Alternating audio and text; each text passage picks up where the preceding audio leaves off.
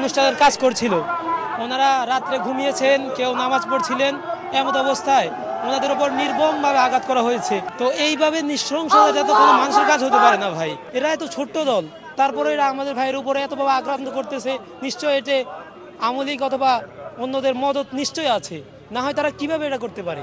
এক মুসলমানের মৃত্যু কামনা করা হারাম, আর ওরা কিভাবে মুসলমান হয়ে এক মুসলমানকে হত্যা করলো, ওদেরকে এই বাংলাদেশ থেকে উচ্ছেদ করা হোক। ওরা মসজিদে আমরা ইনশাল্লাহ গাও জানা দেবো না। আমাদের মনে হয় বিগত দিনে 2018 সালে যে আক্রমণটা করছিল, তখন আমাদের আওয়ামী লীগের ছিল, ওদের এটা ছিল, বা আওয়ামী লীগের বড় বড় নেতা বা মন্ত্রীদের সাথে ওদের ভালো সম্পর্ক ছিল, রিলেটিভ ছিল, যার কারণে তারা এই সাহসটা পাইছে। কিন্তু এখন তো ফেসিভেট নাই, তো ফেসিভেট না থাকার পরও তারা এত বড় সাহস কীভাবে পায়?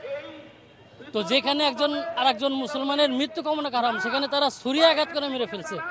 তো টঙ্গীর ময়দানে যারা আমরা গেছিলাম বা যারা ওখানে ছিল, তো আমরা ওখানে পাহারায় ছিলাম, কেউ কাজে ছিল, কেউ ইস্তেমার কাজে ছিল। এই মুহূর্তে মুয়াজ বিন নুরের বক্তব্য অনুযায়ী উনি বলছেন যে ওইখানে আমাদের 40,000 লোক ছিল। তো আমার এখানে প্রশ্ন হলো যে রাত 3টার সময় একত্রে 40,000 লোক কীভাবে জড়ো হয়? আর যদি জড়ো হয়েও থাকে, ওনারা বলছেন, ওনাদের অভিযোগ আমাদের আগে ইট পাটকেল ছুটছে। তো আসলে ওনাদের যুক্তি অনুযায়ী আমাদের ছিল মাত্র 3-4 হাজার। তো 3-4 হাজার ওনাদের মোকাবেলায় কিভাবে 40,000-এর সামনে ইট পাটকেল নিক্ষেপ করবে? এটা সম্পূর্ণ মিথ্যা এবং ভিত্তিহীন। এবং এই খুনের 4 জন যে লাশ পড়ছেন, এই লাশের সম্পূর্ণ তদন্ত করে আমরা বিচার চাই। এবং ইজতেমা একটাই হবে, সেটা হলো ওলামায়ে কেরামের ইজতেমা। সুতরাং তারা যে সন্ত্রাসী ভূমিকাটা রাখছে, সন্ত্রাসীর জন্য কোনো ইজতেমা নেই।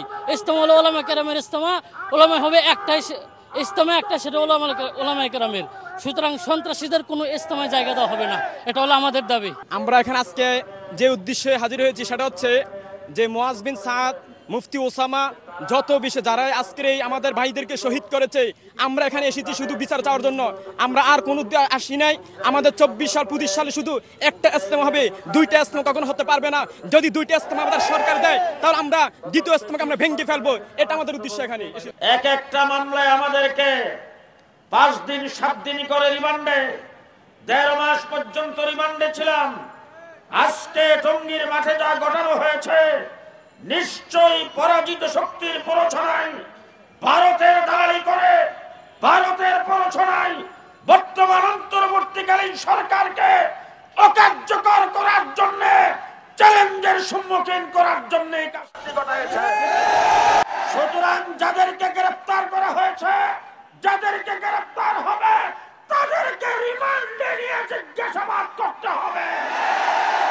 তো 400 কোটি টাকার মালামাল আছে আমাদের মাঠে। মাল সামানাগুলি পাহারা দেওয়ার জন্য মাত্র 500 কর্মী দেওয়া হয়েছে। সেখানে 12টা গেট, এক একটা গেটের মধ্যে 100 করে লোকের দরকার, অন্তত মিনিমাম 1200 সেখানে শুধু ভলান্টিয়ার থাকা দরকার। এরপরে টঙ্গীর মাঠে যেই নজম চলতেছিল তাবলীগের, সেইগুলি এক এক করে চলবে। অন্তর্বর্তীকালীন সরকারকে বলবো 144 দ্বারা উঠায়া মাঠ আমাদের জন্য